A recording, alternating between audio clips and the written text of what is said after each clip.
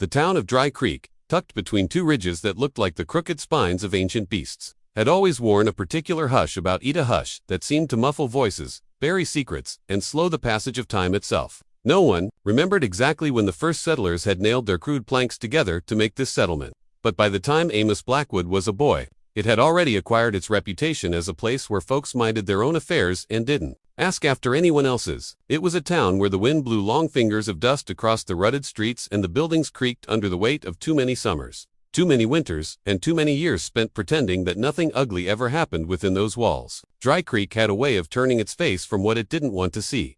The Methodist preacher called it pride. The schoolteacher called it resignation. The ranchers and shopkeepers simply called it survival. And so it was that, on that particular morning, when the quiet rancher Amos came riding in with the dawn just beginning to stain the sky, a rusty pink, no one thought much of it. He came early for supplies, as he did every few weeks. Flour, lamp oil, sometimes fresh nails, or a spool of coarse thread.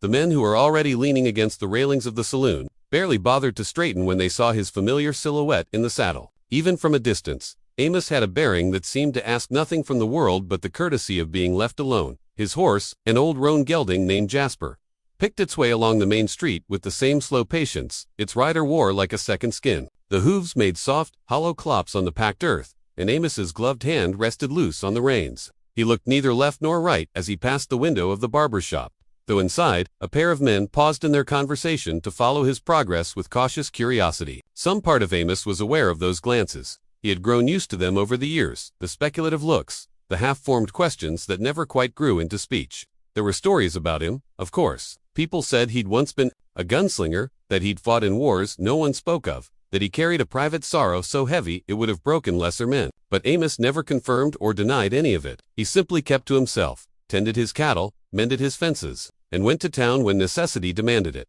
That morning, however, necessity had called him earlier than usual. He needed medicine for one of his heifers, and the general store's proprietor, a stoop-shouldered man named Harlan Crow, always complained if Amos arrived after noon. So, Amos had risen before first light, harnessed Jasper and set out with the intention of doing his business and returning home before the worst of the August heat settled like an anvil over the plains. The air already carried the promise of another blistering day, and he could feel the perspiration gathering under the band of his hat by the time he drew Jasper to a halt at the hitching post. Amos dismounted in his usual unhurried way, tying the reins with hands that bore the calluses of a man who spent more hours with tools than with other people. As he turned to step onto the boardwalk, he caught the first faint impression that something was wrong, though for a moment he couldn't have said what it was. It was nothing overt, nothing that called attention to itself. If anything, it was the stillness that struck him, the way even the breeze seemed to hold its breath. He paused with one boot on the boardwalk, his eyes narrowing slightly beneath the brim of his weathered hat. That was when he saw her. She was chained to the iron post outside the sheriff's office, a narrow pole sunk deep in the dirt and capped with a tarnished brass ball. The pole itself was unremarkable. Amos had walked past it 100 times, but the figure bound to it made something tighten around his heart in a way he hadn't felt in years. She couldn't have been more than 20, though in the hard country, youth often wore the haggard mask of experience. Her hair fell in long, tangled ropes that framed a face too thin for her years, and her arms hung slack at her sides as if she no longer had the strength to hold them up. Iron manacles circled her wrists, their weight pulling her forward so that her shoulders hunched, her head bowed. She wore a homespun dress the color of dry sage, stained with dirt and what looked like dried blood. Her bare feet were planted in the dust, toes splayed for balance, though her legs trembled with exhaustion. For a long moment, Amos did nothing. He simply looked at her, at the sight that no one else seemed to notice or chose not to see. A pair of boys chased a stick along the far side of the street, their laughter ringing in the hush. An old woman emerged from the mercantile with a bolt of cloth and carefully averted her gaze as she passed the chained girl. The sheriff, whose name was Dooling, lounged in his chair on the porch with his hat tipped low and his boots crossed at the ankles. He spat a stream of tobacco into the dust and flicked a glance at Amos as though daring him to say something. But Amos wasn't ready to speak. His mind felt curiously blank, as if the part of him that knew how to form words had gone dormant under the weight of what he was seeing. It wasn't as though he hadn't encountered cruelty before. The world was full of it, and Dry Creek was no exception. He had watched neighbors lose their homes to the bank, watched men beat their animals half to death, watched drunken ranch hands drag their wives into alleys. But there was something about the quiet suffering in the girl's posture that struck him deeper than any of that. Perhaps it was because she reminded him, in some unspoken way, of his own late wife, how she had once crouched on their porch in the dark, shaking with grief no one could soothe, Or perhaps it was simply that he had spent too many years trying to keep the world at arm's length, and now the world had come to remind him that indifference had a cost. He set his jaw and stepped fully onto the boardwalk. His boots made hollow thuds on the weathered planks. A few of the men who loitered by the saloon door turned to watch him, their eyes flickering from his face to the prisoner and back again. No one spoke. In Dry Creek, the unspoken law was that you did not interfere with the sheriff's businesses, especially not if the sheriff was a man like Dooling, who held grudges the way a snake held venom. But Amos found he couldn't look away from the girl, couldn't force himself to pretend she wasn't there. The sign above her head, if it could be called a sign, was nothing more than a scrap of wood nailed to the post. Someone had scrawled the word prisoner across it in big, uneven letters, as though that explained everything.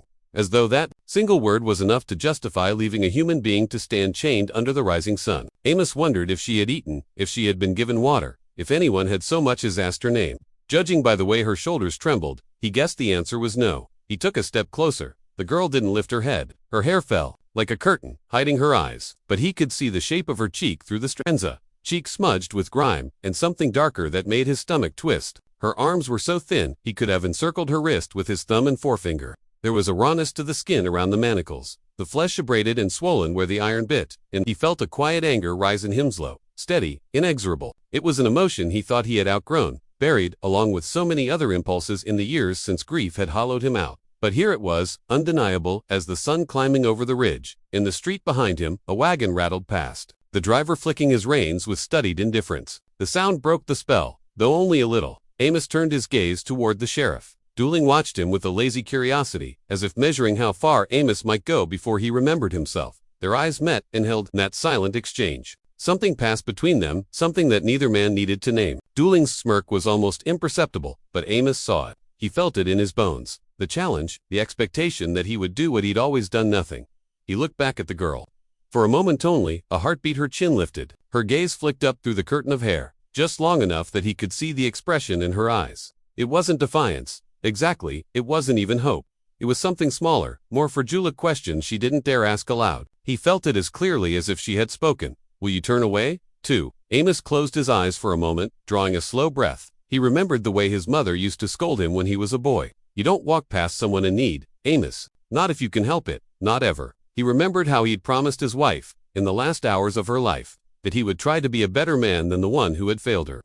He remembered, too, how many times he had broken that promise in the quiet, cowardly way that men did when they convinced themselves their hands were tied. He opened his eyes again and took another step closer. The girl's breath came in shallow gulps, and she pressed her forehead to the post, as if the effort of standing was more than she could bear. Amos felt the anger settle in him no longer. A sudden flare, but something deeper, older, rooted in the soil of all the compromises he had made. He realized, in that moment, that this was the line he would not cross. He would not pretend she was invisible. He would not pretend her suffering was inevitable.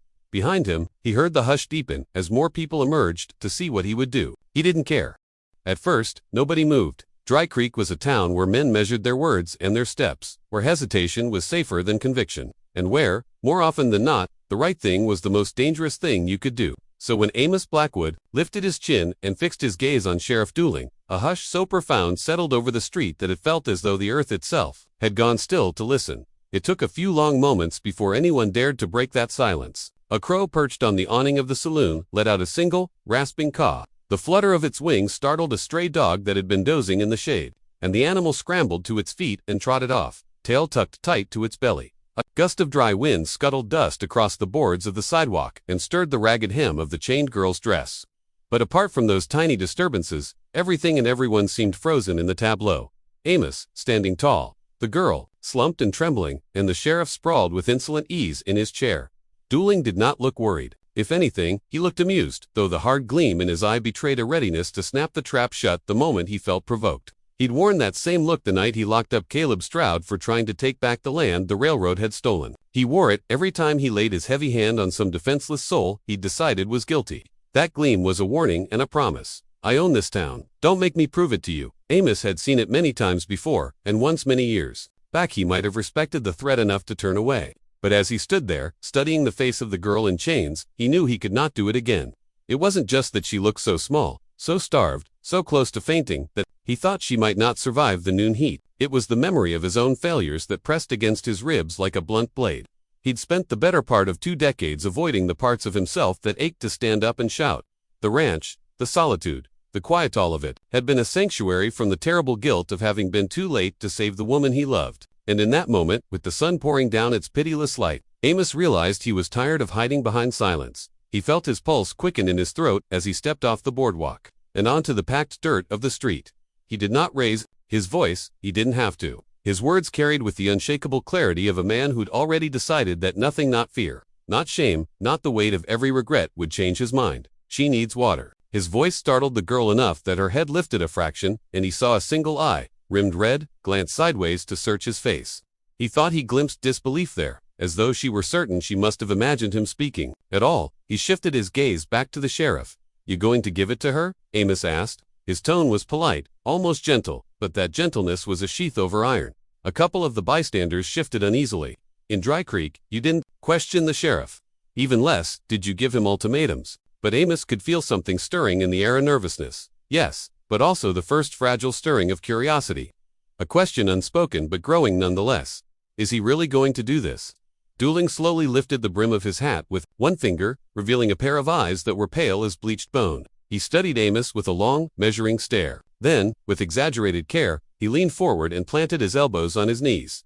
"She's a prisoner," he said, "a criminal, caught stealing a rancher's horses. If you must know, justice doesn't bend itself to comfort thieves." His voice was slow and oily, and Amos recognized the tone. This was the sheriff laying down his story, daring anyone to contradict it. He waited a heartbeat, wondering if any of the men watching would add their voices to the lie. No one did.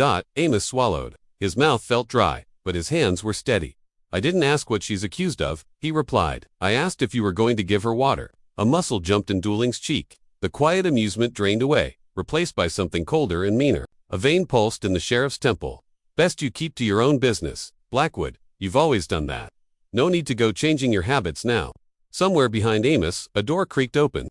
He knew without turning that more onlookers were gathering: shopkeepers, ranch hands, a pair of farmwives with their aprons still dusted in flour. He felt their eyes pressing against his back, but he kept his gaze fixed on the sheriff. "I reckon I just made this my business," he said. For a moment, Dooling looked genuinely startled. It was a small thing, a flicker of surprise that crossed his face and vanished, but it was enough to tell Amos that the sheriff had never truly considered the possibility that someone might call his bluff in daylight, in front of witnesses. Then Dooling's lip curled. "You think you're some kind of hero, Blackwood? You think you're going to shame me in front of this town? This is my jurisdiction, my law." Amos felt something rise up in him, a quiet, steady conviction that didn't feel like rage or pride, but something simpler, the certainty that right and wrong still existed, even if most men pretended otherwise. He took another step toward the girl. The iron chain between her manacles rattled faintly. Her gaze was fixed on the dirt at her feet, but her shoulders rose and fell faster now, as if she could sense the shift in the air. "I don't care what you call it," Amos said. "The sun's climbing. She'll be dead by evening if you leave her like this. I won't stand by and watch." At those words, something seemed to crack in the hush around them. A low murmur swept through the crowd, a ripple of voices that trailed off almost as soon as it began, but not before the sheriff's expression darkened. He stood, slow and deliberate, brushing dust from his trousers, as though the gesture itself was an act of disdain. "You have a mighty high opinion of yourself," he drawled. "You think your conscience is worth more than the law. You think this," he flicked a gloved finger at the chained girl, "is your responsibility?" Amos didn't flinch. "Ain't about opinion, it's about decency." Dooling's eyes narrowed. "Decency," he echoed, as though tasting the word. "That's rich, coming from a man who can't keep company with his own kind." There it was, a jab he'd been holding in reserve, something meant to shame Amos back into submission. The reference to his years of solitude, to the rumors that swirled around his wife's death, to the gossip that he was too broken to look another human being in the eye. Amos felt the old, familiar ache in his chest, the place where guilt had gnawed a hollow. But the ache was different now, lighter somehow, as if it had been waiting for this moment of reckoning. He held the sheriff's gaze. "Maybe," he said, softly, "but even a broken man knows better than to let someone die in chains." A collective shiver passed through the spectators. Amos felt it like a shift in the wind. He knew as surely as he'd ever known anything, that there was no turning back. He'd drawn the line. Whatever happened next, he would carry it the rest of his days. Slowly, he reached into the pocket of his coat and pulled out his canteen. The sheriff watched, his jaw working as though he were grinding his teeth to powder. "You going to stop me?" Amos asked. He didn't raise his voice. He didn't have to. Dooling's gaze dropped to the canteen, then slid back up. A long moment passed, one measured in heartbeats and the fluttering hush of the crowd. At last, the sheriff stepped back a single pace. Not surrender, not permission, but the smallest acknowledgement that for now he would not interfere. Amos nodded once. He turned to the girl, who watched him from behind the curtain of her hair. Her eyes were wide, dazed with exhaustion and disbelief. "It's all right," he said gently. "I'm not going to hurt you." Her throat bobbed as she swallowed. He raised the canteen, holding it so she could see it clearly, then eased the spout to her lips. She flinched at first, but when the water touched her tongue, she let out a sound that was almost a sob. She drank in long, shuddering gulps until the canteen was nearly empty. Behind them, no one spoke. Even the sheriff did not interrupt. In that moment, for the first time in many years, Amos felt something inside him begin to heal. When she had drunk her fill, he lowered the canteen. Her lips trembled, and her eyes glistened with tears she did not bother to hide. He met her gaze, steady, unashamed, and nodded. "You're not alone," he said softly. "Not anymore." And though the street of Dry Creek remained hushed and watchful, Amos Blackwood knew he had just set something in motion that no man, not even Sheriff Dooling, would be able to stop. The wind shifted as Amos Blackwood lifted the girl into his arms. It wasn't violent, just a gentle current stirring the dust, but it carried with it the unmistakable weight of change. The kind of shift that echoed across canyons, that whispered through trees and stirred the instincts of animals who knew the storm always came before the calm. She was light, feather light, as though starvation and fear had hollowed her out from the inside. Her wrists, still shackled, were raw beneath the rusted iron. Amos had seen rust eat through fence wire faster than these chains had eaten into her flesh. And yet she hadn't made a sound, not a whimper, not a protest. Only the briefest tremble, when he'd first touched her, as though even kindness now startled her more than cruelty. The townsfolk watched in stunned silence as he turned from the sheriff and began to carry her through the main street. Some of them shifted back instinctively, as though afraid proximity alone might brand them with guilt. A few lowered their eyes. Most simply stared, unsure whether they were witnessing a rescue or the beginning of something far more dangerous. Amos didn't speak. He didn't need to. The act itself spoke louder than any sermon ever could. In a town like Dry Creek, where law was just a weapon wielded by the cruel, kindness was its own rebellion. Sheriff Dooling hadn't moved. He stood rooted, in front of the jailhouse, his fists clenched at his sides, jaw working back and forth like a chewing bull. Amos didn't look back, but he felt the man's fury pressing against his spine like a loaded rifle. The message was clear: this isn't over. But Amos hadn't acted for the sheriff. He hadn't even acted for the town. He'd acted because he knew without question that if he walked away from that girl, she would not live to see another sunset. And if that happened, he would never sleep again. His horse, Elko, waited where he'd tied him beside the smithy. The big buckskin whinnied low as Amos approached. With practiced ease, Amos shifted the girl's weight and swung up into the saddle. Settling her carefully in front of him, her body was stiff, untrusting. But when the horse began to move, she didn't fight him. She merely closed her eyes and let herself be carried. The ride home took nearly an hour. The ranch sat at the far end of Dust Creek Valley, past the cottonwoods and through the canyon's bend where the land opened wide and silent. It was the kind of country that demanded solitude and rewarded it. For Amos, it had been both sanctuary and prison. He hadn't had a guest in 10 years, not since the night his wife was buried under the cedar outcropping overlooking the ridge. The girl didn't speak once on the ride. Occasionally, Amos felt her shiver against him, though the sun had warmed the air considerably. Her skin was fevered, her breath shallow. He wasn't a doctor, but he knew infection when he felt it. He'd seen the same breathless heat in wounded cattle and dying men. She was on a knife's edge between life and death. When the cabin came into view, she stirred faintly. Amos felt it, a tightening in her muscles. She expected punishment. He remembered the look all too well. Animals carried it. 2 beaten dogs, wild colts, and starving wolves. The only thing they understood from humans was pain. He guided Elko to a stop near the porch and dismounted first, then lifted her down. She didn't weigh much more than a sack of oats. He took her inside through the heavy oak door and into the cool, shadowed main room where the air smelled of pine soap and firewood. The cabin was simple but clean. One room held a wide hearth, a table, 2 chairs, and a cot near the wall. Beyond that was a sleeping room with a larger bed and a window facing east. Amos carried her there, pulling back the quilt and laying her gently on the mattress. She did not resist. For a moment, he stood there, unsure of what came next. The chains were still on her wrists. The marks they'd left were dark, crusted, and angry. Her feet were cut and bruised, the soles blackened with dust. Her lips were cracked. She needed care, water, food, but more than that, she needed to be unshackled. He moved to the chest beside the hearth, retrieved an iron key wrapped in cloth, and returned to her side. She watched him, now half-alert, barely breathing but watching, nonetheless. He held up the key and met her gaze. "I'm going to take these off," he said softly. "No tricks, no pain, just the key." Her eyes flicked once to the iron, then to his face. After a beat, she gave the faintest nod. The locks clicked open with a sound like finality. The iron slid away from her arms. Amos caught the chains before they could clatter to the floor and set them down quietly beside the bed. She flinched anyway. He dipped a cloth in water and gently cleaned the wounds on her wrists. She didn't wince, didn't cry out. Her silence was deeper than words, more telling than screams. It was the silence of someone long past fear, someone who had forgotten what softness felt like. He wrapped the wounds with clean gauze and tucked the blanket around her. Then he moved to the hearth, stirred the fire to life, and poured broth into a tin cup.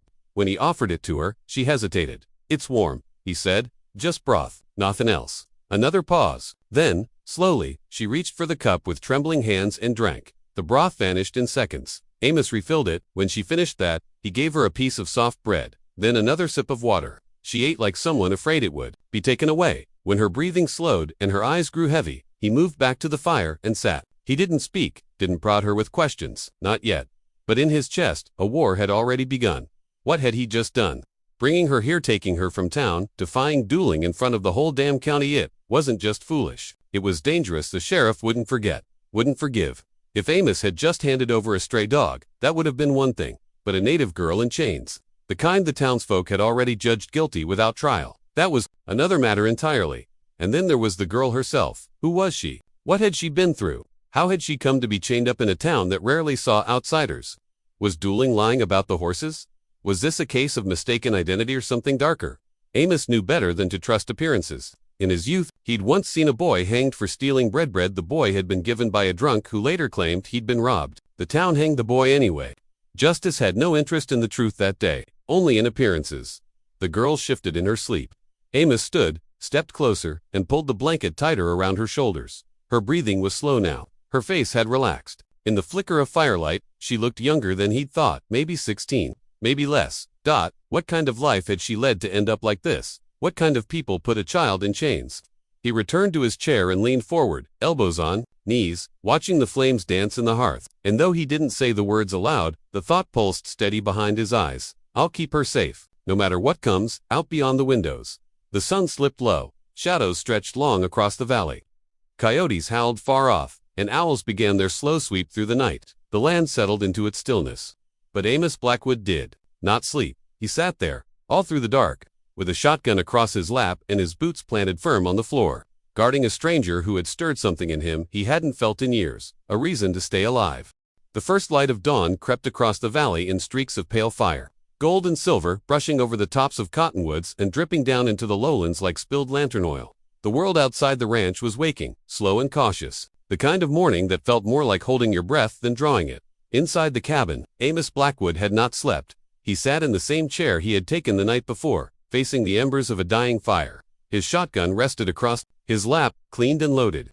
Every so often, he tilted his head toward the back room, listening to the girl's breathing, ensuring it stayed steady. She hadn't stirred since midnight, only whimpered once in her sleep, a high, broken sound that twisted his gut. He had heard that same sound in the war, in camps, in the tents of the maimed, in the breathless throats of boys whose lives had been opened like letters and left bleeding in foreign dirt. It was the sound of someone whose soul had been burned but not yet broken.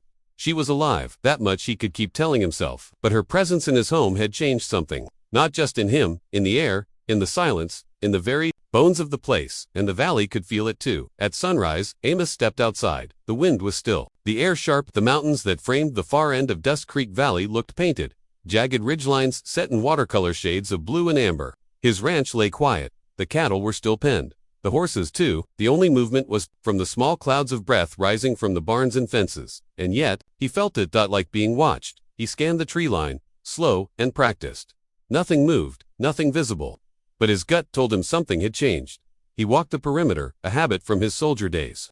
Step, pause, scan, listen, step. Again, near the northern fence line, he stopped. Footprints. Not his. They were faint, almost deliberately so, just impressions in the frost-laced grass. Whoever made them had tried to step lightly, but Amos had tracked men through snow and sand, mud and mountain shale. He knew what to look for. The shape of the boot was wrong for a ranch hand. Wider, blunter, and there was a second set, smaller, moving parallel. To men. Maybe three. No horses. He stood there for a long moment, jaw clenched, knuckles white on the shotgun.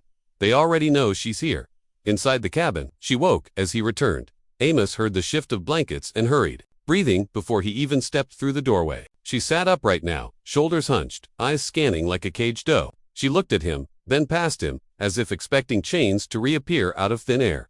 You're safe, he said. He set the shotgun against the wall. Ain't nobody gonna hurt you here. She didn't speak. She looked at his hands, as if gauging whether they were capable of violence, and then at the iron lock on the front door. Noted everything. Measured everything. Damus didn't blame her. She had been chained, paraded, silenced. She was still fighting a war. Even now. I saw tracks this morning, he continued quietly. Kneeling to poke at the hearth and bring it back to life. They didn't knock, didn't call out. But they were close. At that, something shifted in her face. Not fear, not exactly. Recognition. Was it them? He asked. Still silence. But her fingers curled tightly around the blanket. She turned her eyes to the fire. That was all the answer he needed.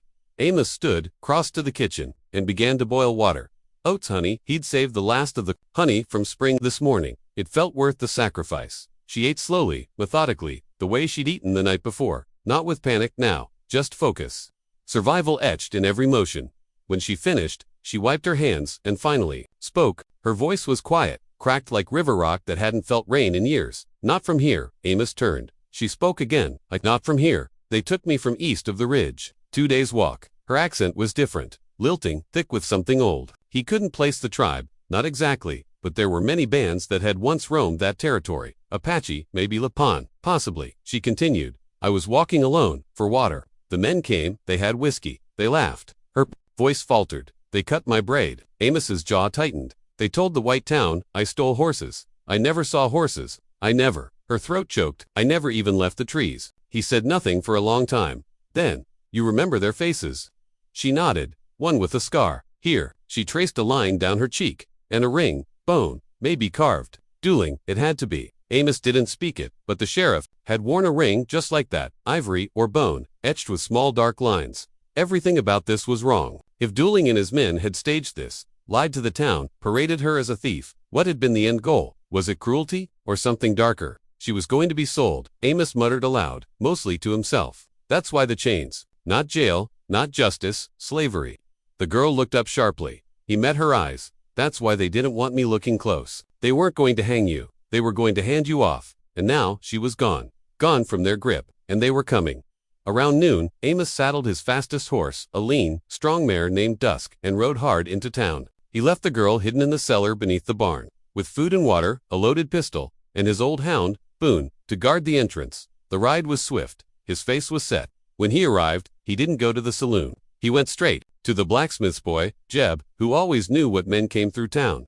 You seen any riders pass through this morning? Amos asked, voice low. Jeb looked around, then nodded. Yeah. For sunup, 2 men didn't stop for whiskey, just rode west. Recognize them. One had a scar, big one. Other looked like that deputy, Sims. Amos cursed. Dueling. Had sent scouts. Then came the hammer blow. They said something weird too. Jeb muttered. Asked if the old rancher had any Apache livestock on his land. Livestock. It wasn't just about punishment now. It was possession, ownership. They still believed she belonged to them. Amos turned without another word. By the time he made it back to the ranch, the clouds had begun to roll in. He didn't sleep that night either. Instead, he reinforced the cabin, quietly, without spooking the girl. He barricaded the rear windows, laid broken glass under the eaves, and placed a bell line across the trailhead. If anyone came near the fence, he'd know. And still, she didn't ask to leave. She watched him work. Watched how his eyes never stopped scanning. How his hands never shook. And something softened in her posture. That evening, as the sun fell behind the ridge, she spoke again. My name is Lu Yu. It stopped Amos in his tracks. He looked at her, surprised. She didn't wait for a question. It means wild dove. My mother named me when the hawks were circling the village. I was born during flight. Amos bowed his head slowly. Lu Yu, he repeated. I saw what you did. You picked me up. Like I was not shame. He looked up. You looked at me. She whispered. Like I was still someone. For a long moment, neither spoke. Then Amos said, softly, you are. But the quiet did not last. At dusk the next day, Boone growled, low and deep. The bell on the trail didn't ring, but the silence was too perfect. The birds had stopped singing. Even the crickets were silent. Amos moved to the porch, shotgun in hand. And then he saw it, a man, standing just beyond the fence line, not approaching, just watching, scarred down the cheek. Beside him, another man leaning on a horse. Amos raised the gun, but they didn't flinch. The man with the scar lifted a hand, mockingly polite. Then he turned, mounted, and rode off slow into the dark. A warning, we're watching, we're coming. And so the siege began. Over the next 2 days, Amos prepared. He knew it wouldn't be a trial. It wouldn't be a conversation. If Dueling and his men came, they'd come in the dark, like snakes. They'd take the girl, burn the ranch if they had to, kill him if he stood in the way.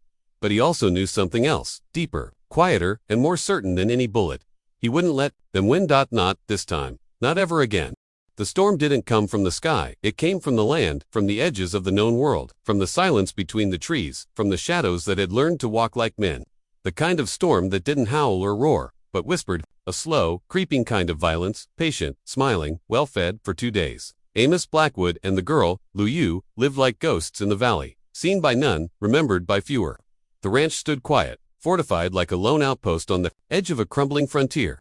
Every board, every nail, every dry creak of the porch held tension. And still, Amos worked. He reinforced the fencing. Not to keep things in, but to buy seconds, maybe minutes, when they came. He cleaned every rifle he owned, stocked ammunition, water, jerky, dug out the old Union cavalry saber he hadn't touched in 16 years, polished the blade with oil and ash until it gleamed like a quiet threat in the firelight, and through it all Lu Yu watched, not hidden anymore, not exactly. She still moved like a shadow, but not out of fear. Out of habit, out of training. She began to speak more, softly at first, in pieces. Smoke rises from the hill at night, she said. Once. Amos had nodded, he'd seen it too. A camp, maybe scouts, maybe just one of Dooling's men testing the edge of the territory. 2 men walked near the creek. One with a limp, she added another evening, without being asked. They watched the cabin for hours. They think we are few. That we struck Amos harder than any bullet. Not you, not the ranch, not this place. She had placed herself in it now. Whether that was hope or desperation, he didn't know, but he felt its weight. One night, as he sat cleaning his revolver by the hearth, Lu Yu appeared beside him, carrying something wrapped in hide cloth. A gift, she said simply. He opened it. Inside was a flint knife, chipped and shaped with patient care. The hilt was wrapped in rawhide and fur. Not decorative, balanced, dangerous. My father's, she said. He would want you to have it. Amos didn't know what to say. He only nodded and gripped it like a promise. But on the 3rd night, the fire truly came. It started with the silence, again. No owls, no wind, not even the faint rustle of deer in the brush, just air so still, it rang in the ears like a distant bell. Then came the first light, not dawn, but flamed out the barn. A pillar of fire erupted in the southern pasture as the barn's thatched roof exploded into embers. The blaze roared into the sky like a funeral pyre, setting the darkness alight with flickering red and gold. Amos was already moving. He'd placed the girl in the root cellar earlier that evening, sensing the danger would come soon. As he bolted across the front yard toward the fire, shotgun in hand, he saw the first rider, then the second, then the third. They didn't charge all at once. They circled wolves around a kill. One rode past the cabin, swinging a lantern in slow arcs. Another dismounted near the fence, checking for weaknesses. He fired once, a sharp, deliberate shot. The rider near the barn dropped with a scream. His lantern shattered, spilling fire into the grass. Then chaos erupted. Bullets hissed through the dark. Shouts rang out. Get the girl. Flank left the old man's on the front. They didn't expect resistance. And Amos gave them hell. From the porch, from the shadows, from windows and blind corners. He struck like a man possessed. Not wild, not reckless. Trained, purposeful, precise. Lu Yu heard it all, from the cellar. The gunfire, the curses, the heavy footfalls across the porch. She wanted to stay, wanted to honor the command he had given her, but something burned brighter than obedience. Now. Not fear, not even vengeance. Perpy. She rose. Outside, Amos took a bullet to the shoulder, not deep, it grazed. But it staggered him enough to drop the shotgun. As he reached for his revolver, a boot slammed into his side. One of the men, tall, scarred down the jaw, was on him fast. The scarred man struck again. Amos rolled, fists clenched, and tackled the bastard through a half-broken fence. They crashed into mud, fists and boots and curses flying. Amos took hits to the ribs, the jaw, but he gave worse. Years of war, of cattle breaking, of row-bone ranch work came back like muscle memory. Then, the man pulled a knife. Amos knew the glint of steel even in the dark. But before the blade could fall, thunk, a sound like wet wood splitting. The man froze. His eyes widened. Then he fell, Lu Yu standing behind him, her father's flint blade red to the hilt. Amos gasped, bleeding, panting. Lu Yu looked down at him. Not scared, not shaken, just steady. They would have burned everything, she said quietly. He nodded. More will come, she added. I know. I will not run, she said simply. He looked at her, really looked. Blood on her face, ash on her skin, but not a prisoner anymore, a warrior. He stood, slowly. They moved back toward the cabin, together. The fire from the barn burned itself out near dawn. 2 more men had fallen. One limped away into the brush. The others fled, but they would be back. Amos knew that. Dooling wouldn't let this stand. Later that morning, as the sun broke over the valley, something stirred in the east. A sound soft, distant, hoofbeats, but not just a few, dozens. Amos stepped onto the porch. Rifle ready. Lu Yu joined him, silent. From the ridge came horses, many horses, and on them, warriors, painted, armored in leather and bone, eyes like the storm, riding under a red morning sky. At their head, an elder, tall and fierce, feathers braided into silver-streaked hair. Lu Yu stepped forward. The elder saw her, and his face cracked, just slightly, with emotion, whispered, "My uncle." He dismounted and embraced her without hesitation, then turned to Amos. The two men stared at one another, one old, scarred, worn from battles lost and won. The other, wild and proud, carved from a world that had long been dismissed by white men with maps. And then, the elder bowed his head, not low, but enough. A gesture of respect. Amos bowed in return. By noon, there were over 50 Apache warriors on the ranch. They built no fires, they pitched no tents, they simply waited, silent, watching. The tree line, their message was clear: if the white men come again, they will not leave. It wasn't the sound of hooves that reached the town first, it was the silence. The kind that comes after something sacred has passed. The kind you feel before a thunderstorm, or after one. It settled over Redbird like mist in the early hours after the sun had broken over the valley. Nothing moved. Even the drunks in the saloon quieted. They all knew something had changed. Children stared toward the horizon from porches. Shopkeepers paused mid-sweep. The sheriff stood on the jailhouse steps with his hands resting not on his guns, but on his belt, like a man who already knew the verdict. Something had shifted in the earth. The mountains had remembered themselves. And Amos Blackwood, that quiet rancher no one dared disturb, had become something else. It began with the dust cloud on the eastern road. It rose like a warning. Dozens of horses, one wagon, and behind them, a trail of warriors, still as the pines, eyes like the sunrise. At the head of the formation road, Amos, rifle slung, blood on his collar, but chin held high. Next to him, Lu Yu, no longer hiding behind her braid or posture. Her face was calm, powerful, braided feathers, flint, knife at her hip. A girl no longer. Behind them, wrapped in oilskin and tied in silence, were three bodies. The ones who had set fire to Amos' barn, the ones who had come to take her back. They were the first warning, not the last. The townspeople parted as they rode through. No one spoke. The preacher removed his hat. The blacksmith put down his hammer. Even old Miss Danton, who hadn't come off her porch in 3 years, stood and watched with hand over heart. Because they saw more than a procession. They saw a reckoning. Sheriff Elijah Krall met them halfway down Main Street. He was an aging man, with a stiff right leg from a war no one talked about, and a mustache he trimmed with military precision. He'd kept law in Redbird for 2 decades, mostly by keeping his head down when the ranchers drank too deep, and the railmen got restless. But even he had a line. "Amos," he said with a slow nod. "Ma'am." His eyes flicked to Lu Yu. "I take it this visit ain't social." Amos dismounted, his boots thudded in the dust. He stood eye to eye with Krall, and for the first time in 20 years, he let the voice inside him rise like thunder. "3 men came to my land with fire and rope, sent by dueling, armed, painted. They tried to take her." He gestured toward the wagon. "They didn't leave." A hush fell across the street. Sheriff Krall exhaled. "You got proof it was dueling sent M?"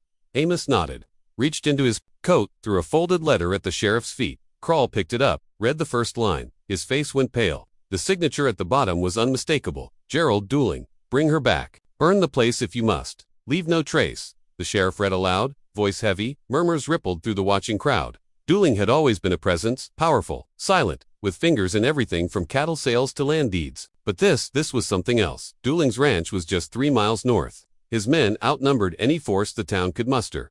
But now there was a new army camped at Amos Land. One with no patience for trials or town politics. "Sheriff," Krall looked to Amos, "you planning to let the law handle this?" Amos didn't answer. He didn't have to. Lu Yu stepped forward instead. Her voice cut through the morning, like a blade. "My people do not wait for permission to protect their own. He put iron on my hands, chains around my throat. If your laws serve him, then your laws are broken." She didn't shout. She didn't need to. The truth stood taller than any gallows that day. That afternoon, Gerald Dueling was arrested. No posse, no fight, no speeches. The sheriff and 4 of his deputies rode to the estate found Dueling drunk in his study and slapped cuffs on him before he could even draw breath. Not a single ranch hand stood in his defense. No one raised a gun. Because in the hills beyond the trees, Apache warriors were watching. And everyone knew it. The trial was short. 2 days witnesses came forward. Voices that had stayed quiet for years. A maid who had seen Lu Yu brought in, chained. A stable boy who had overheard the plans. A rival rancher who had lost land to forge signatures. The truth spread like fire, and Dooling's empire cracked. He stood in the courthouse like a man, unmade, pale. Quiet, the verdict came before sundown. Guilty, sentenced to life in the territorial prison at Yuma, where the heat boiled men's minds and the stones sang at night. They say, he didn't speak again. Amos Blackwood left town without a word. He didn't need one. The people watched him ride and tipped their hats not out of habit, but respect. Back at the ranch, things changed. Slowly, the barn was rebuilt, not with cheap lumber, but stone and pine. Warriors helped with the framing. Children from the tribe played by the stream. An unspoken agreement had been forged, not written, not voted on. Stronger than any paper. Amos didn't stop being quiet. But now, when he walked into town, people nodded. They asked after his health, left pies on his porch. And no one, not even the drunks, ever mentioned the word savage again, because they remembered what silence can carry, what kindness can cost, and what happens when a quiet man chooses to fight. Lu Yu stayed, not because she had nowhere to go, but because she had found somewhere to build. She planted corn, trained horses, learned to read, slowly. With Amos' help she spoke more, laughed sometimes, rode into the valley alone, and came back with herbs, with stories, with fire in her eyes. And when spring came, and the first snowmelt ran through the hills, the tribe returned, not as refugees, not as ghosts, but as neighbors. They built their camp beside the river, set stones in a circle, lit fires that smelled of cedar and home. And when Lu Yu stood among them, a knife on her hip, a rifle on her back, and a quiet rancher standing beside her, no one dared call her property again. One evening, as the sun died behind the ridge and the sky went copper red, Amos sat on the porch, sharpening the blade she had given him. Lu Yu sat nearby, braiding her hair. She looked at him. "You never asked who I was," she said softly. "I didn't need to. You should know." He paused. She spoke the words slowly, like a prayer. "My name is Lu Yu, daughter of Two Elk, granddaughter of Shining Rock, niece to Rep. I was taken in the snow when I was 10. I lived behind walls. They took my tongue, my name, but not my blood." Amos nodded.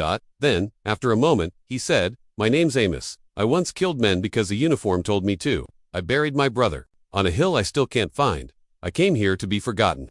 She smiled faintly. "Then let them remember us together." And for the first time in 20 years, Amos Blackwood smiled. The valley would remember. Not because of war, not because of revenge, but because a quiet man gave back what the world had stolen, a voice, a name, and a future. And when he did, the mountains bowed.